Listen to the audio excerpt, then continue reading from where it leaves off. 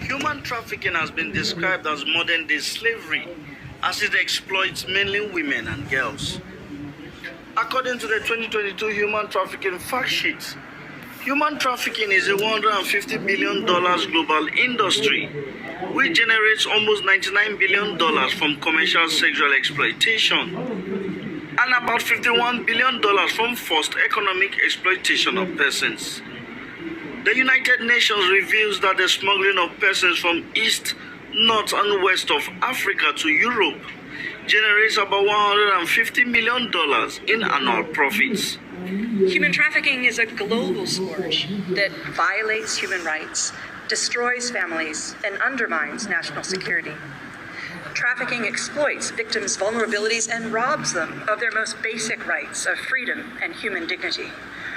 The criminals behind it destroy families and distort economic markets while enriching their own criminal enterprises. It is a brutal and inhumane crime. The latest progress report on trafficking in human beings from the EU Commission that was published in December 2022 showed that Nigeria was the main country of origin of non-EU victims registered in the EU during 2019 to 2020. With Nigeria identified as a human trafficking source, transit and destination country, Nigeria ranked 32 out of 167 countries on the 2018 Global Slavery Index report, with one of the highest numbers of slaves. Nigeria is also ranked as a Tier 2 country on the U.S. State Department's Trafficking in Persons report for 2022.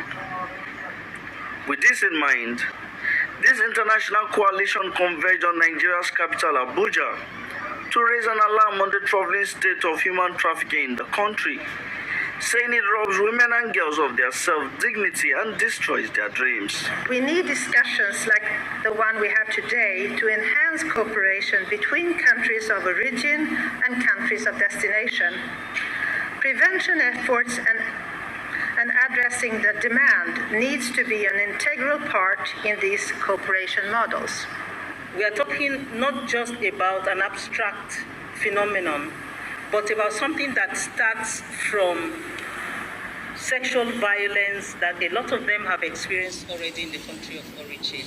We are talking about that inequality that sees women as disposable objects that can be bought and sold anytime, anywhere, even here in this country.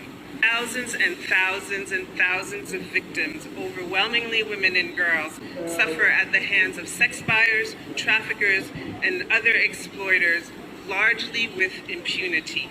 The women and girls have names, they have dreams, and they certainly have a fundamental human right not to be bought and sold in the multi-billion-dollar sex trade that includes prostitution and pornography.